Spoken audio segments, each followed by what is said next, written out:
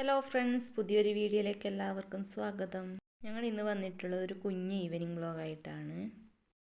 മോൾക്ക് പനിയാണ്, അപ്പോൾ ഡോക്ടറെ കാണിക്കാൻ പോകണം. അതും ചെറിയൊരു കുക്കിങ്ങാണ് ഇതിൽ ഉൾപ്പെടുത്തിയിട്ടുള്ളത്. അപ്പോൾ നമുക്ക് വീഡിയോ കണ്ടിട്ട് വന്നാലോ.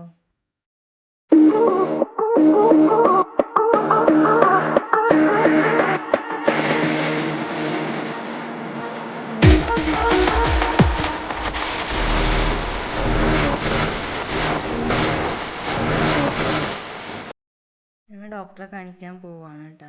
അടുത്ത് തന്നെയാണ്, അവിടെ ഒരു ഡോക്ടറിനെ നോക്കുന്നുണ്ട്. 2 മണിക്ക് ശേഷമേ ഡോക്ടർ വരൂ. അപ്പോൾ നമ്മളൊരു 3 മണിക്ക് ശേഷം പോവുകയാണ്. റിക്ഷയിൽ പോകുന്നതാണ് കേട്ടോ.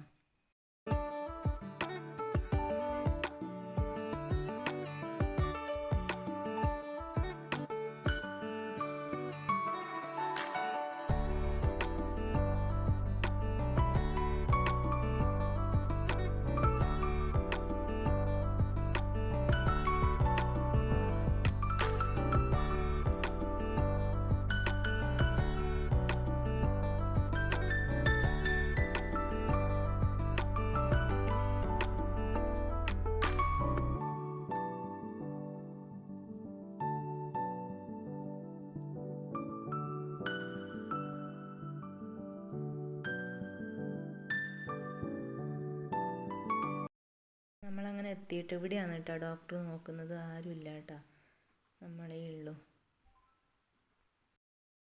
ഇവിടെ വേറൊരു ഡോക്ടർ വന്നിട്ടുണ്ട്, മുരളി ഡോക്ടർ. അപ്പോൾ അവർ മരിച്ചു. അതിന് ശേഷം ഇപ്പോൾ ഒരാഴ്ച ആയതേ ഉള്ളൂ ഇവിടെ നോക്കാൻ തുടങ്ങിയിട്ട്. അങ്ങനെ നമ്മൾ ഇറങ്ങി കേട്ടോ ഡോക്ടറെ കാണിച്ചിട്ട്. ഇനി മരുന്ന് വാങ്ങണം, പിന്നെ ഒന്ന് ATMൽ കയറണം.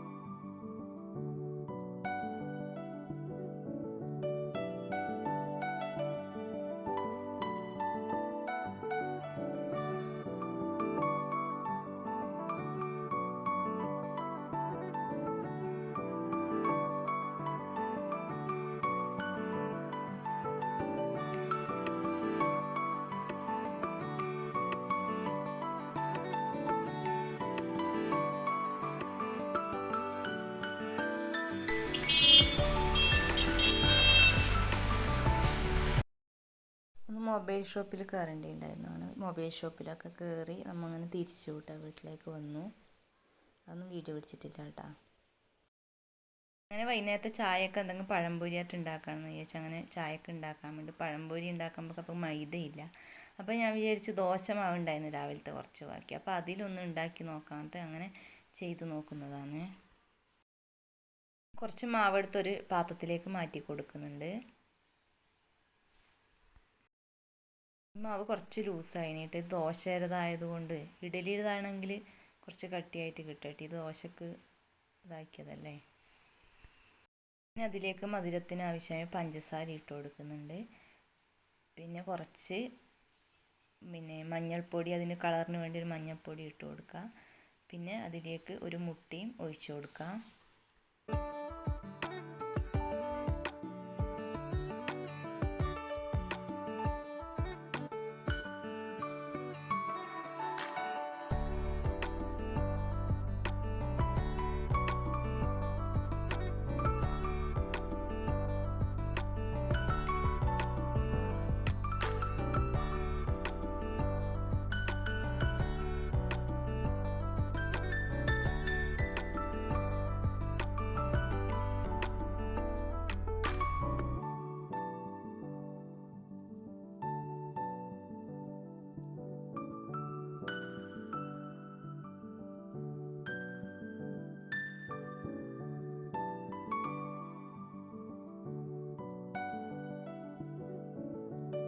2 നേന്ത്രപ്പഴം എടുത്തിട്ട് ഒന്ന് ചെറുതായി കട്ട് ചെയ്ത് വെച്ചിട്ടുണ്ട്.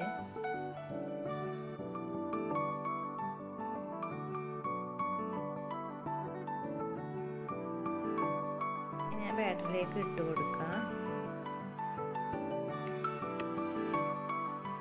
ഒരു പാൻ വെച്ച് കൊടുത്തിട്ടുണ്ട്. ഇനി അതിലേക്ക് എണ്ണ ഒഴിച്ച് കൊടുക്കാം. നമുക്കതെല്ലാം ഓരോന്നായിട്ട് ചുട്ടെടുക്കാം.